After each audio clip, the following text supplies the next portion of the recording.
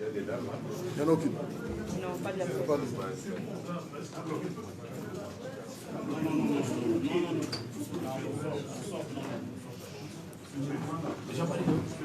Je suis là.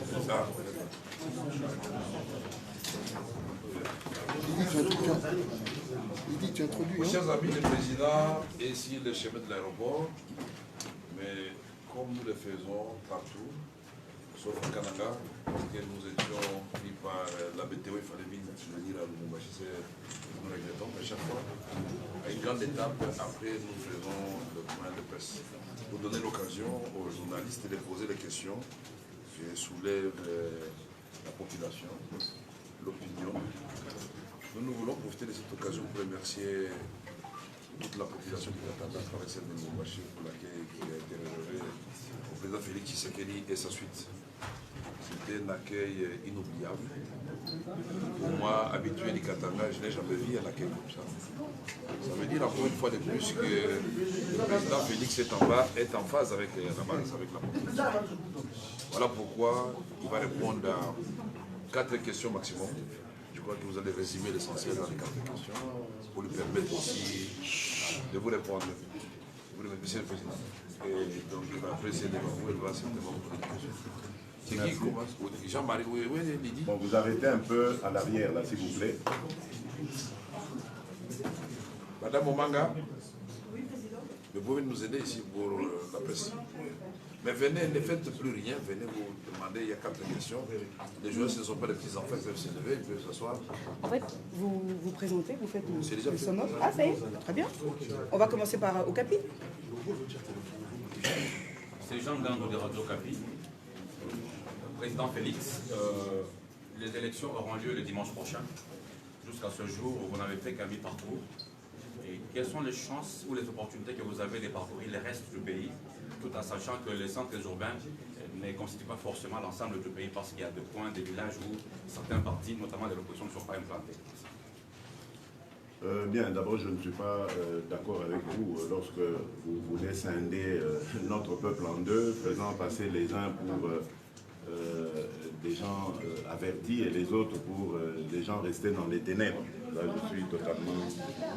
Aujourd'hui, nous vivons à l'heure du téléphone portable, nous vivons à l'heure d'Internet. Je crois que les nouvelles vont vite. Et je crois que vous, d'ailleurs, de la presse, vous êtes bien placé pour le savoir. Vous avez une grosse concurrence avec les fameux réseaux sociaux.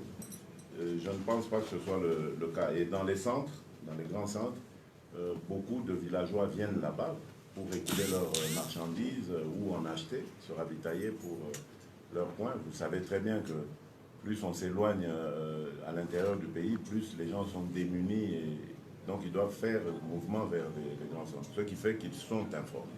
Nous n'avons pas besoin d'aller partout dans tous les coins et recoins de la République. D'ailleurs, personne ne l'a fait, aucun des candidats ne l'a fait pour divulguer notre message. Ça, c'est une chose. La seconde, ne vous en faites pas, il nous reste une semaine, mais nous allons aller très vite, parce qu'en réalité, il nous reste la partie ouest de la République, principalement le Bas-Congo, le Bandundu, je prends en grand, et l'Équateur. C'est là qu'on n'a pas encore mis les pieds, mais ça va se faire dans la semaine qui reste. Nous aurons le temps de faire, peut-être pas passer partout, mais en tout cas sûrement arriver là où le message pourrait être donné. Et puis il ne faut pas oublier que nous avons des candidats députés nationaux et provinciaux qui seront les relais du message que nous allons apporter là où nous serons. Donc il ne faut pas nécessairement, personnellement, quelque part, que le peuple en illusion comme on l'a fait dans le passé. Donc maintenant, on peut dire que les Congolais sont mûrs et ils savent ce qu'ils veulent. Nous avons expérimenté cela en échangeant avec eux. Donc ça, il n'y a pas de problème, nous ne sommes pas du tout inquiets. Top Congo. Merci. Bonjour Président. Bonjour. Et bienvenue à Lubumbashi. Enchanté. Le Top Congo. Président, d'où vient la compassion du peuple et des autorités et des forces de l'ordre envers vous, contrairement à l'autre camp là-bas? Et deuxième petite question, c'est à combien de chances, combien de pourcentage évaluez-vous vos Bon, d'abord, je ne sais pas pourquoi vous parlez de compassion du peuple. C'est le soutien plutôt, moi je dirais. Il n'y a pas de compassion, le peuple nous soutient. Maintenant, vous parlez des forces de l'ordre. Moi, je ne sais pas ce qui s'est passé ici. Nous n'étions pas là. Nous étions à des kilomètres, des milliers de kilomètres, des centaines de kilomètres d'ici. Je ne sais pas ce qui s'est passé, je ne sais pas qui a commencé quoi, qui est responsable de quoi. Tout ce que nous avons fait, nous, c'était de déplorer la violence qui est arrivée ici. Mais, en tout cas, nos services ont pris le soin de parler à toutes les autorités de la ville avant notre arrivée. Donc ça peut être vérifié du côté des autres amis s'ils avaient fait pareil. En tout cas, les nôtres ont fait ça. Donc dès le départ, on s'était convenu du parcours et de la manière dont ça allait se dérouler. On avait bien fait comprendre qu'on voulait que nos combattants soient libres de tout mouvement et que nous, en revanche, on allait se charger de l'ordre et de la discipline, veiller à ce qu'aucun de nos combattants s'en prenne soit à des effigies des candidats concurrents ou soit à des biens quelconques de qui que ce soit. Et vous avez vu, ils se sont comportés dignement, nos combattants. Ils n'ont fait aucune provocation, aucun débordement. Nous sommes partis de l'aéroport jusqu'au lieu du meeting et tout s'est très bien passé. Donc je crois que si partout on fait ça, ça devrait normalement aller. Donc il ne faut vraiment pas tomber dans la bassesse de ceux qui essayent de dire oui, le cap pour le changement, lui est en accointance avec le pouvoir. Je ne vois pas de quelle accointance, parce que dans le discours que nous avons tous fait ici, nous avons démontré et demandé à notre peuple qu'il ne fallait pas du tout qu'il vote pour le candidat du camp sortant, le camp Kabila, qui promet d'ailleurs la continuité, donc la continuité des malheurs des Congolais, la continuité de l'insécurité, la continuité du chômage, la continuité de toutes les difficultés que les Congolais subissent aujourd'hui. Ni ce camp-là, ni celui de la confusion. Le camp de la confusion, c'est celui qui dit qu'il faut aller casser les machines quand vous êtes dans le bureau de vote, ou alors il faut falsifier le bulletin. Des fois, ils reviennent sur tout ça en disant non, non, tout compte fait, maintenant on va aller aux élections. Donc vous voyez que ça perd, hein, ils perdent le sens même de l'électeur. Donc nous disons, ni l'un ni l'autre, votez pour nous. Parce que nous avons une équipe déjà constituée. Nous savons, si je suis élu président, qui sera Premier ministre. Donc chez nous, il n'y aura pas de marchandage du style, il faut débaucher des gens là-bas, faire des majorités contre nature pour uniquement avoir le pouvoir. Donc nous sommes une équipe déjà formée. Nous avons un programme prêt à être mis en pratique. Et nous sommes une équipe clé en main. C'est-à-dire, demain, on arrive aux affaires, on commence à travailler et les Congolais voient le changement dans les jours qui suivent immédiatement. Alors, ces chances, puisque vous en parlez, mais moi, je les évalue à plus de 50%. Pour nous, nous avons déjà partie gagnée. Maintenant, nous allons voir comment ça va se passer à l'Ouest. En tout cas, l'Ouest, ce sera plutôt la cerise sur le gâteau. Parce que quand vous faites le calcul, en regardant évidemment les succès que nous avons rencontrés sur notre parcours, la géopolitique du Congo se coupe en trois. Il y a l'Est, le centre et l'Ouest. Nous avons conquis les deux. C'est pour ça que je vous parle de plus de 50%. Nous avons conquis l'Est et le centre. Et ce ne sont pas des paroles en l'air. Je crois que nous, on a des preuves à vous exhiber maintenant. Il ne nous reste plus que nos compatriotes de l'Ouest. C'est pour ça que je parle de la cerise sur le gâteau. Eux vont être la coupe de champagne qui va nous permettre de sabler la victoire. Voilà. Voilà, c'est Michel Michi de Kyondo. Alors, il y a des gens qui continuent à estimer que vous êtes en train de commettre une erreur historique parce que vous êtes aux côtés de M. Vital Kamerhe. Vital Kamerhe, selon certaines personnes, qui ferait les jeux du pouvoir. Alors, dites-nous un peu, c'est quoi ce qui vous a, soit les motivations, justement, ou les raisons qui vous ont poussé à faire ces duos. Ok. Bon, d'abord, je m'inscris en faux contre tous ceux qui disent ça. Ils doivent commencer déjà par apporter des preuves. Vital Kamerhe est avec nous dans l'opposition depuis, quand je parle de l'opposition, c'est celle que nous avons formée au dialogue de la CENCO. Hein, c'est là que nous nous sommes rapprochés après l'échec de l'autre dialogue qui était conduit par M. Kodjo, comme vous le savez. Et je ne vois personne à ce moment-là qui a remis la présence de M. Vital Kamerhe en cause. Et puis ensuite, nous nous sommes retrouvés à Genève, puisque vous posez la question de savoir qu'est-ce qui a fait que nous nous retrouvions. Vital Kamerhe était avec nous à Genève. Personne n'a contesté sa présence. Alors pourquoi aujourd'hui, alors que nous nous remettons, nous décidons donc de mettre nos forces ensemble, il devient l'infréquentable que pourtant on avait fréquenté encore il y a quelques semaines. Donc vous voyez que c'est de la diabolisation bête et méchante, inutile même, parce qu'elle n'aura aucun impact. Alors pourquoi est-ce que nous nous retrouvons, Vital Kamerhe? Mais parce que nous aurions dû le faire avant Genève. Il le sait, nous avons eu au moins 4 tête-à-tête. 4. Et nous avions énormément avancé dans la recherche de ce rapprochement. La seule erreur que nous avons commise, mais ce n'était pas une erreur en fait, c'est pour ça que nous nous retirons de cette convenance de Genève, c'est d'avoir écouté nos amis pour qui nous avions de la sympathie à cause des malheurs qui leur étaient arrivés. Nous trouvions que ce qui leur était arrivé était injuste. On ne pouvait pas les écarter de la course présidentielle, donc nous nous sommes solidarisés avec leur sort, mais malheureusement, ils avaient d'autres calculs derrière la tête. Et parmi ces calculs, c'était ceux de nous empêcher tout rapprochement. Et Vital et moi, nous méfions l'un de l'autre. Et pourtant, nous étions déjà quasiment avancés, il suffisait de conclure courageusement, et il n'y aurait même pas eu Genève. Malheureusement, on est tombé dans le panneau, on a fait confiance, nous avons été abusés par cet acte de confiance que nous avons donné, et voilà, nous nous sommes retrouvés seuls, du moins en comprenant qu'on aurait dû continuer et ne pas faire confiance à nos amis. Et c'est là maintenant qu'on a facilement conclu qu'il faut qu'on mette nos forces ensemble et qu'on avance. Et lui, immédiatement, a dit, écoute, cher frère, moi, je ne vais pas discuter. L'UDPS est l'aîné par rapport à mon parti. Et l'UDPS a eu un leader charismatique qui, malheureusement, n'a pas eu le temps de finir sa mission.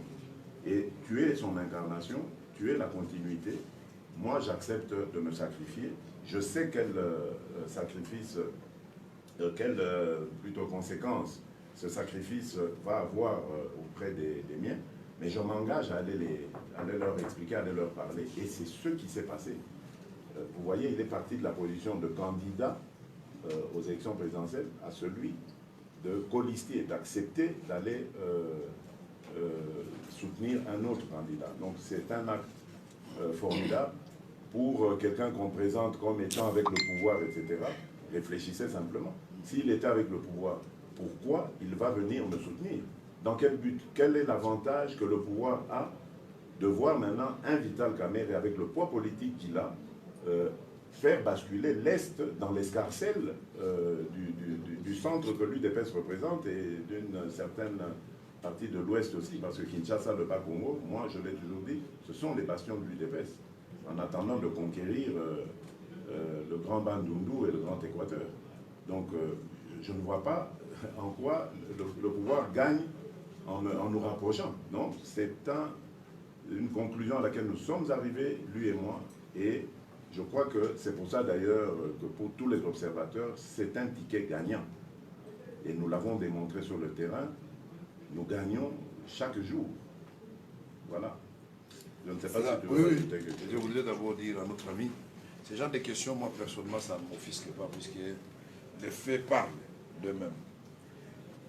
Beaucoup de gens pensaient que ce soit certains amis de l'opposition, surtout ceux du pouvoir, que j'étais fini. Et chaque fois, ils me voient toujours, j'ai rebondi. Parce que nous, c'est la base, c'est la population, le baromètre. On est allé avec mon frère au Kivu, il a vu ce qu'il a vu. Il m'a même posé la question même. Ici, on t'appelle Baba, pourquoi Baba, partout Baba. À mon âge, on m'appelle déjà Baba, comme on appelle Mission Kataka. Je suis le Baba de là. Et deux, il y a des amis qui sont là-bas, ce genre de diffamation, de médisance. Je peux vous demander d'aller poser puisque vous savez très bien de qui je parle, il y en a qui sont arrivés dans l'opposition à la fin de l'année 2015, alors que nous avions déjà fait janvier 2015, on a tué ceux de l'autre, on a découvert des fosses communes et ils étaient du côté de ceux qui ont tué à ce moment-là. Ils mangeaient à la mangeoire. Moi j'aime déjà encourager, il ne faut pas manger. On arrive à la dernière année et tu quittes le navire, tu abandonnes les amis là-dedans. Non, ça c'est très lâche. Il y en a d'autres, parmi ceux qui commandent ce genre de questions, qui entrent dans l'opposition en 2018. Vous les considérez plus opposants que Kamel. À partir de quoi? Si ce n'est pas sentimental. Je ne cite pas de noms. Mais vous-même, faites vos recherches, vous verrez qu'il y a des gens qui sont dans l'opposition tout en étant députés de la majorité, mais dans l'opposition. Toujours, ils n'ont pas renoncé à leur titre de député. Moi, quand j'ai démissionné de l'Assemblée nationale, on ne m'avait pas obligé de démissionner comme député du PPRD. J'ai démissionné comme président de l'Assemblée nationale et dans la foulée, j'ai démissionné comme député du PPRD. Je me suis dit d'être en accord avec moi-même. Je ne peux pas à la fois continuer à toucher les émoluments du PPRD tout en disant que je ne suis pas du PPRD. Il y a des gens qui sont restés dans le PPRD jusqu'il y a quelques mois et ils continuent à toucher les émoluments à l'Assemblée nationale et ils continuent à avoir des immunités. Mais c'est dit très opposants et plus opposants que les autres. Ce n'est pas un challenge et ce n'est même pas un titre. On doit se coller au visage. Notre ambition, Félix et moi, c'est la conquête du pouvoir le 23 décembre 2018. Nous voulons qu'à cette date-là, nous cessions d'être des opposants. Comme ça, on va laisser les autres amis dans l'opposition. Comme ils croient que c'est bien de rester dans l'opposition, il faut rester avec l'opposition. Nous allons gouverner le pays parce que nous avons un programme pour le peuple congolais et faire avancer ce peuple qui souffre. Donc, il ne faut pas avoir peur de poser ce genre de questions. Nous comprenons, nous sommes des politiciens. Alors, j'ai répondu à ces amis-là à travers vous. Merci. Voilà, c'est Arnold de Chilombo pour le compte de la RDI. Je fais votre nom. Enchanté au monde. Merci. Donc ne soyez pas méchants. Hein. Radio Capi. Non, RKIV. Mais on a oublié président de dire à notre fête de Radio Capi, j'espère qu'en tant que reporter, c'est que la population a demandé. On lui a dit. Vous entendiez ça? On lui a dit. On a eu un débat ici. De toute façon... Non, je vous dis, la population, si vous voulez, on va vous donner des vidéos. Non, mais Depuis l'aéroport, c'était Okapi, vous avez suivi, Okapi a été interpellé. Okapi, c'est ma vérité, dit la vérité. Et ce qui s'est passé hier, RFI. Et je crois qu'il y avait notre média. Non, vous arrivez devant RTNC. Malaïka, RTNC. Donc vous êtes interpellé aussi. On n'a jamais donné de fausses Non, informations. je dis, on vous demande de continuer à donner des bonnes. Non, mais moi, je voulais juste savoir, est-ce que vous avez dit la vérité de ce qui s'est passé hier? Parce que c'est ce que les autres demandent. Malheureusement, vous n'avez pas suivi les informations du matin. Voilà. Ça a été fait. Parfait. Président Félix, Bon, la dernière question, c'est de Chilombo. C'était une petite... Oui, on va hier, lui donner la dans votre allocution, vous avez parlé de la confusion, d'un cas des confusionnistes. Aujourd'hui, vous revenez encore sur le cas des confusionnistes. Est-ce que pouvez-vous nous situer à quel niveau se situe la confusion? Est-ce à Genève ou c'est parce qu'aujourd'hui, ils sont revenus sur l'acceptation de la machine des élections avec la machine à voter? Deuxième préoccupation, est-ce possible de renouer encore vos alliances, la Mouka et Cash, à quelques jours des élections? Effectivement, cette confusion part de Genève. Et c'est celle qui montre qu'il y avait anguille sous roche à Genève. Nous avons passé 3 jours à Genève. 3 jours pendant lesquels nous nous sommes battus sur cette histoire d'aller aux élections avec la machine. Et je crois que vous avez suivi, je pense, moi je l'ai vu une fois sur les réseaux, il y a un extrait, les amis de Top Congo sont là, de M. Mouzito sur Top Congo. Je crois que vous avez entendu ce qu'il disait. Pourquoi est-ce qu'on m'avait disqualifié? Pourquoi est-ce que dans l'esprit de ceux qui étaient là, à qui nous avons fait confiance, j'étais celui qu'il ne fallait pas choisir, Vital, pour aussi d'autres raisons. Et c'était la machine. C'était à cause de ça, parce que moi, je défendais cette position jusqu'au bout. Je leur ai dit, c'est la position de mon parti d'abord. Ici, je ne suis pas venu pour la changer. Bien qu'étant président, chez nous, il y a une tradition, et je l'ai hérité des fondateurs de ce parti. La position du parti, on la défend jusqu'au bout. Et jusqu'au bout, je l'ai défendu. Et ça a fait de moi un renégat. En fait, ce n'était qu'une stratégie, une tactique pour eux. Il fallait écarter les candidats forts pour en avoir un qu'on pouvait faire ce qu'on voulait, faire dire ce qu'on voulait. C'est ce qui s'est passé. Et c'est pour ça que je dis c'est le candidat ou le camp plutôt de la confusion. Parce que nous passons 3 jours, je vous le dis ici à Genève, 3 jours pendant lesquels on me dit la machine à voter est une très mauvaise idée et qu'il ne faut absolument pas l'utiliser. Le faire, c'est être avec le pouvoir, le faire, c'est être corrompu, etc. Et aujourd'hui, on nous rejoint, on refait la même chose en acceptant la même machine. Alors, et moi, je me mets à la place de l'électeur, celui qui veut voter pour le candidat de ce camp de la confusion. Dans un premier temps, on lui dit, la machine est mauvaise, il ne faut pas y aller. Et puis après, on lui dit, non, tout compte fait, allez-y quand même, mais quand vous êtes dans la salle, là, cassez la machine. Comme ça, il n'y aura pas élection. Or, on sait très bien que s'il n'y a pas élection, l'article 70 de la Constitution s'applique, celui qui est au pouvoir demeure. C'est tout l'avantage de qui ça. Et parfois, on lui dit, non, non, tout compte fait, ne casse pas la machine, prends le bulletin, au lieu de l'introduire dans l'ordinateur, écris juste ton candidat, le numéro de ton candidat préféré, et va mettre ça dans l'urne. Mais c'est un bulletin nul. Donc, ceux qui vont voter en respectant la machine, eux vont élire leur candidat et on sait qui c'est. Donc ça veut dire que vous perdez l'électeur, il est confus. Voilà pourquoi je dis c'est le camp de la confusion. Surtout que j'apprends aujourd'hui, ah, on va aller aux élections. Mais lesquelles? Avec ou sans la machine? Ils ne précisent pas. Hein? Parce que tout le monde sait que ce sont des élections avec la machine. Ils viennent de préciser. Voilà, c'est les élections avec la machine.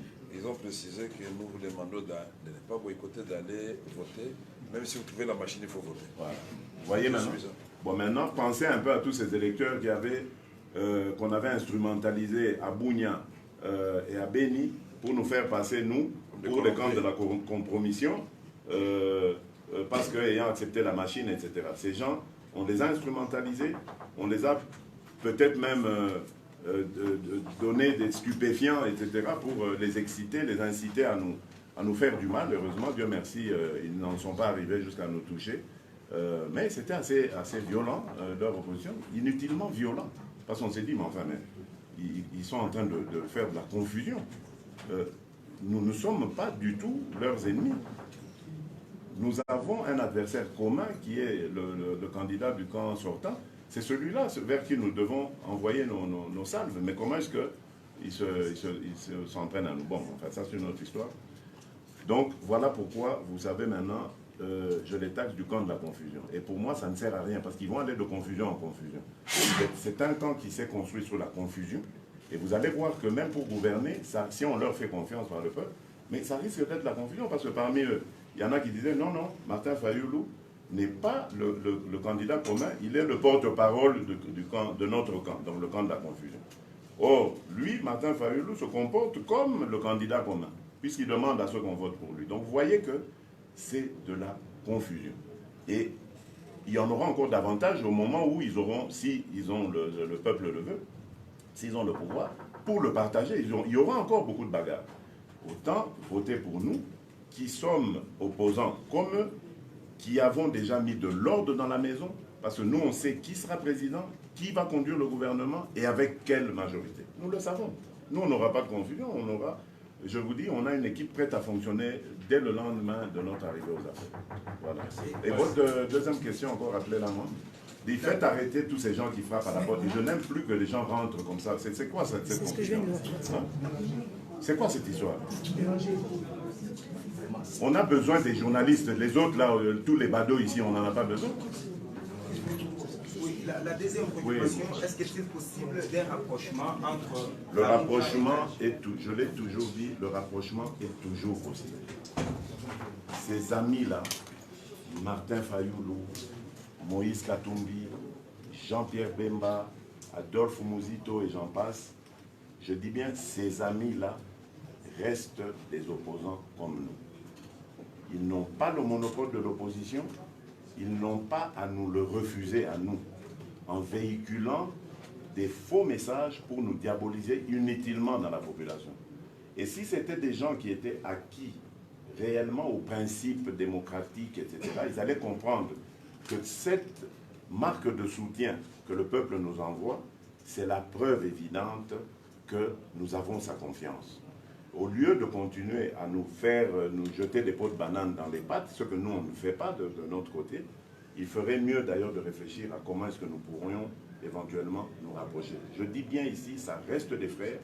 Nous sommes simplement dans une divergence de vue par rapport à l'approche, mais nous sommes heureux de constater que maintenant, ils se remettent de nouveau ils s'alignent sur la même vision des choses que nous. Donc, nous pensons que le rapprochement est possible, puisque maintenant, ils s'alignent. Donc, ça veut dire qu'ils pourront venir dire, voilà, écoutez les amis, on s'est trompé, qu'est-ce qu'on peut faire ensemble, etc. Et nous les prendrons dans le cadre pour le changement et nous avancerons avec eux. Il n'y a aucun problème. Ça pourra peut-être devenir Cap Lamouka pour le changement. Merci, c'est Marcel Je ne Kazanga. sais pas, mais bon, c'est... Oui. Marcel Kazanga du 3W à la une-abc.net. Président, avec les incidents survenus à la CENI, où au moins 15 machines à voter de... En fait, je disais, pour 19 communes, les machines à voter sont parties en feu.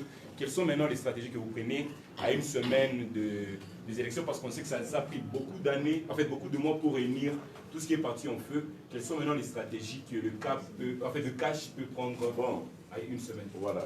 Moi, d'abord, la première des choses, moi je m'en tiens à ce qu'a dit la CENI. Oui. La CENI a dit, peu importe ce qui est arrivé, le programme reste le même.